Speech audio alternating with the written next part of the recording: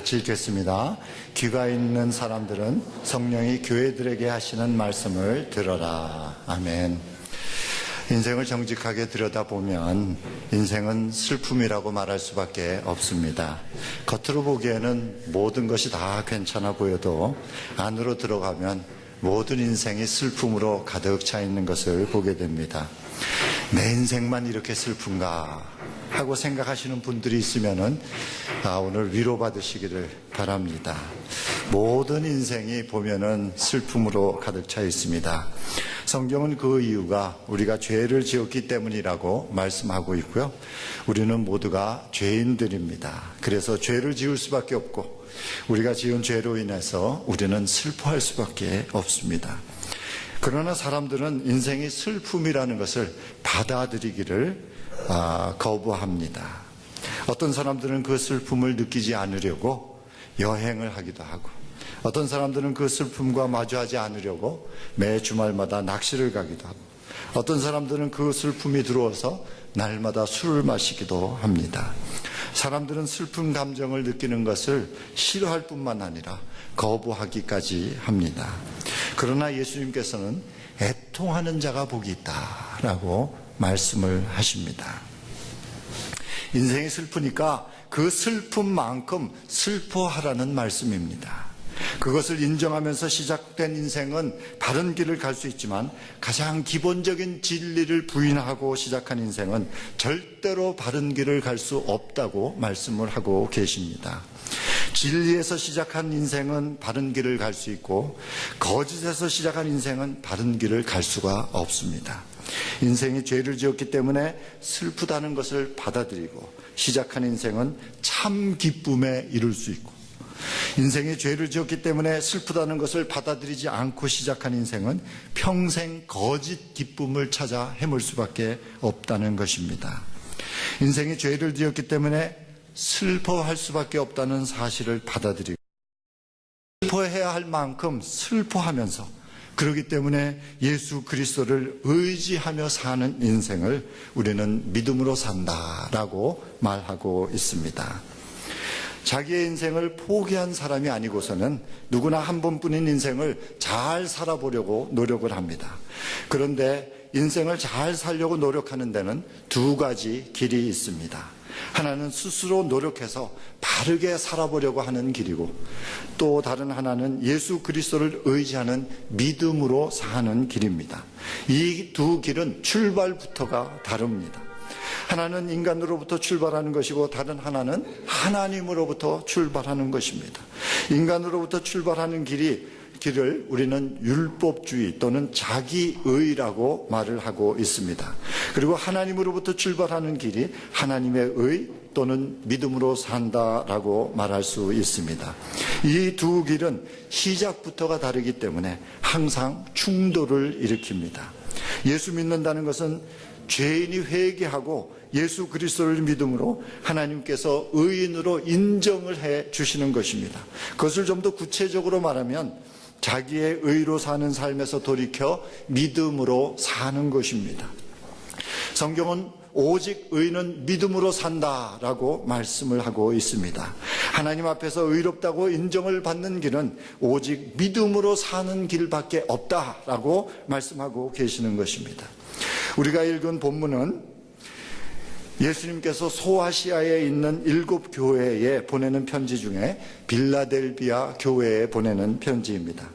예수님으로부터 편지를 받은 교회 중에는 칭찬과 함께 책망을 받은 교회도 있고, 칭찬은 없이 책망만 받은 교회도 있고, 또 책망은 없이 칭찬만 받은 교회도 있습니다. 빌라델비아 교회는 책망은 없이 칭찬만 받은 두 교회 중에 하나입니다.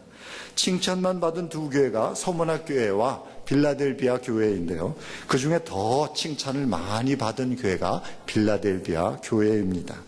그러므로 빌라델비아 교회는 교회 중에서 우리에게 모범이 되는 교회라고 말할 수가 있습니다. 그렇게 빌라델비아 교회가 칭찬을 받은 가장 큰 이유는 무엇일까요? 그것은 그들이 믿음으로 살았기 때문입니다. 빌라델피아 교회의 믿음을 살펴보면서 우리도 어떤 믿음으로 살아야 교회를 세우는 성도가 되는지를 알아보기를 원합니다. 어떤 믿음을 가진 성도가 교회를 세우는가? 첫째, 예수를 주님으로 믿는 성도가 교회를 세웁니다. 8절 말씀을 보니까 내가 힘은 적으나 내 말을 지키며 내 이름을 모른다고 하지 않았다라고 말씀을 하십니다. 빌라델피아 시는 주후 17년에 큰 지진이 일어나서 도시의 많은 부분이 파괴되었다고 합니다. 그때 많은 사람들이 그 지진이 두려워서 도시를 떠났다는 기록이 있습니다. 그래서 그 도시에 남아있는 사람들은 대부분이 힘이 없고 가난한 사람들이었을 것이라고 생각이 듭니다. 그래서 주님께서는 내 힘은 적으나 내 말을 지키며 내 이름을 모른다고 하지 않았다라고 그들을 칭찬하셨습니다.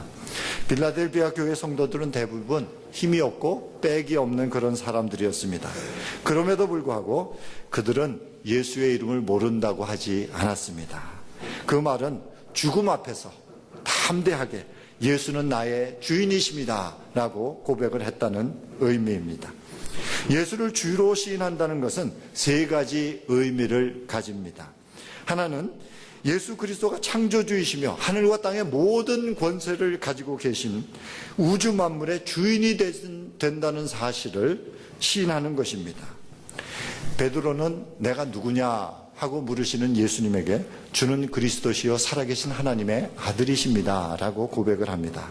예수님께서는 이 베드로의 고백을 들으시고 이 고백 위에 자신의 교회를 세우겠다고 말씀을 하시면서 음부의 죽음의 권세가 이 교회를 이기지 못하도록 하겠다 하고 교회에 약속을 주십니다.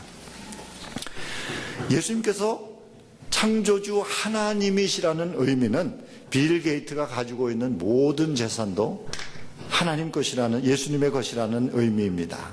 또 워렌 버핏과 스티브 잡스가 가지고 있는 모든 재산도 예수님의 것이라는 의미입니다. 그리고 내가 가지고 있는 모든 재산도 예수님의 것이라는 의미입니다.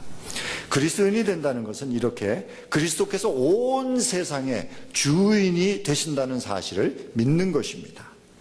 예수를 주로 시인한다는 또 하나의 의미는 예수 그리스도가 역사의 주인이시라는 사실을 시인하는 것입니다. 다니엘서는 바벨론 제국 당시에 쓰여졌는데 그 후에 일어난 제국들과 그 제국들의 특징을 예언하고 있습니다. 바벨론 제국은 페르시아 제국에 의해서 멸망을 당하게 되고, 페르시아 제국은 헬라 제국에 의해서 멸망을 당하게 되고, 또 헬라 제국은 알렉산더 대제가 죽은 후에 네 장군에 의해서 사분되었다가 로마 제국에 의해서 멸망된다는 예언을 기록하고 있고요. 그리고 역사는 그 예언대로 그대로 이루어졌습니다. 요한계시록은 지금으로부터 2000년 전에 쓰여졌지만 마지막 때에 일어날 일을 기록하고 있습니다. 특별히 네 가지 세계 전쟁에, 세계가 파티시파한, 세계가 참여하는 그런 전쟁에 대해서 기록하고 있는데요. 그 하나는 17세기에 일어난 식민지 전쟁이었고, 또 하나는 19세기에 일어난 공산주의 이념 전쟁이었고, 또 하나는 경제 전쟁으로서 지금 우리가 이 경제 전쟁의 막바지에 살고 있습니다. 그리고 마지막 전쟁은 자원 전쟁으로서 이미 시작이 되었는데요. 석유 때문에 온 세상이 전쟁에 휘말리게 될 것이라는 예언을 하고 있습니다. 이 마지막 전쟁은 유브라데스 강에서 시작되고 2억 명의 군사들이 동원이 되고 이 전쟁으로 인해서 20억 명의 인구가 죽게 될 것이라고 예언을 하고 있습니다. 그런데 역사의 흐름은 그 예언대로 되어져 가고 있습니다. 전문가들은 누구나 유브라데스 강에서 석유 때문에 전 세계가 참여하는 전쟁이 일어날 것이라고 보고 있고요. 그리고 그 전쟁에는 핵무기가 불가피하게 사용될 것이라고 내다보고 있습니다. 우리가 상상할 수 없는 많은 사람들이 죽게 될 것입니다. 성경은 이 모든 일을 예언하고 있고 역사는 성경이 예언한 대로 그대로 되어져 가고 있습니다. 그리스도인이 된다는 것은 예수 그리스도께서 역사의 주인이시며 역사를 주관하신다는 사실을 믿는 것입니다. 예수를 주로 시인한다는 마지막 의미는 예수 그리스도께서 내 인생의 주인이 되신다는 사실을 시인하는 것입니다. 예수님께서 부활하신 후에 제자들이 이렇게 모여있는 곳에 나타나셔서 부활하신 모습을 보여주셨습니다. 그런데 그때 마침 도마라는 제자는 그곳에 없었습니다. 그래서 그 제자 친구들이 예수님께서 살아나셨다는 이야기를 들려줄 때 도마는 믿지를 않았습니다. 나는 도대체 믿을 수가 없어. 무슨 얘기를 하는지 모르겠어. 그런 도마에게 예수님께서 나타나셔서 손에 못자국을 보여주십니다. 그 자리에서 도마는 이렇게 고백을 합니다. 나의 주님, 나의 하나님이십니다. 예수님이 온 세상의 주인이시고 역사를 주관하신다고 해도 나의 주인이 아니시면 나와는 아무런 관계가 없습니다. 예수님께서 내 인생의 주인이 되신다는 사실은 예수님께서 내 인생을 책임져 주시고 나는 주인이신 예수님의 말씀에 순종해야 할 의무를 가지게 된다는 것입니다. 그리스도인이 된다는 의미는 온 세상을 창조하시고 온 세상의 주인이 되시는 예수 그리스도, 인류 역사를 주관하시는 역사의 주인이 되시는 예수 그리스도, 그 하나님의 아들 예수 그리스도께서 내 인생의 주인이 되신다는 것을, 사실을 시인하는 것입니다. 사도 바울은 우리가 예수를 주로 시인해서 구원을 얻는다고 말씀하고 있습니다. 로마서 10장 9절 10절 말씀을 보니까 내가 만일 내 입으로 예수를 시인하며 하나님께서 그를 죽은 자 가운데서 살리신 것을 내 마음에 믿으면 구원을 얻으리니 사람이 마음으로 믿어 의에 이르고 입으로 시인하여 구원에 이르느니라 라고 말씀하고 있습니다. 자, 어떤 믿음을 가진 성도가 교회를 세웁니까? 첫째, 예수님을 주님으로 믿는 성도가 교회를 세웁니다. 둘째, 오직 믿음으로만 사는 성도가 교회를 세웁니다. 8절에서 10절 말씀까지를 보면은요, 내가 힘은 없으나 내 말을 지키며 내 이름을 모른다고 하지 않았다. 보아라, 내가 사단의 무리에 속한 자들을 내 손에 맡기겠다. 그들은 스스로 유대 사람이라고 하지만 사실은 그렇지 않고 거짓말을 하는 자들이다. 보아라, 내가 그들이 와서 내 앞에 꿇어 엎드리게 하고 내가 너를 사랑하였다는 것을 알게 하겠다. 인내하라는 내 말을 내가 지켰으니 온 세상에 닥쳐올 시험을 받을 때 나도 너를 지켜주겠다라고 주님께서 말씀을 하십니다. 예수님께서는 두 번이나 빌라델비아 교회가 내 말을 지켰다라고 말씀을 하고 계십니다. 예수님의 말씀에 순종하였다는 것은 믿음으로 살았다라는 증거이기도 합니다. 성경은 오직 의는 믿음으로 산다라고 말씀을 하고 있습니다. 믿음으로 사는 사람만이 하나님 앞에서 의인으로 인정을 받는다는 것입니다. 우리는 다 죄인들입니다. 그래서 스스로 노력해서는 모든 하나님의 율법을 다 지킬 수가 없습니다. 그러므로 하나님께서 우리에게 예수님을 보내주셨어요. 그리고 누구든지 이 예수 그리스도를 믿는 믿음으로 하나님께 의롭다고 인정을 받을 수 있게 하셨습니다. 그리고 성경은 예수 믿는 것을 이렇게 설명을 합니다. 요한복음 1장 12절을 보니까 영접하는 자, 곧 그 이름을 믿는 자들에게는 하나님의 자녀가 되는 권세를 주셨으니 라고 말씀을 하고 있습니다. 즉 예수를 믿는다는 것은 예수님을 영접해서 예수님과 함께 살아가는 것을 의미합니다. 나는 스스로 노력해서 하나님의 율법을 다 지킬 수 없다는 것을 인정하고 예수님과 함께 살아가면서 예수님의 영향을 받아서 예수님처럼 하나님의 말씀을 기쁨으로 순종하는 사람이 되는 것입니다. 우리는 믿음으로 하나님의 말씀에 순종할 수도 있고 자기의 노력으로 하나님의 말씀을 지키려고 애를 쓸 수도 있습니다. 사람이 스스로 노력해서 하나님의 말씀을 지키는 것을 자기의 또는 율법주의라고 말을 하고요. 예수님을 믿는 믿음으로 하나님의 말씀에 순종하는 것을 하나님의 의 또는 믿음으로 산다라고 말을 합니다. 이 두 가지는 근본적으로 다릅니다. 출발이 다릅니다.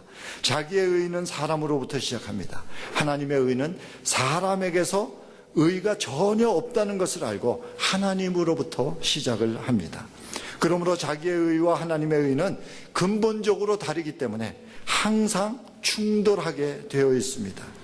자기의 의가 하나님의 의를 항상 핍박을 하고 하나님의 의는 자기의 의를 가장 경계합니다.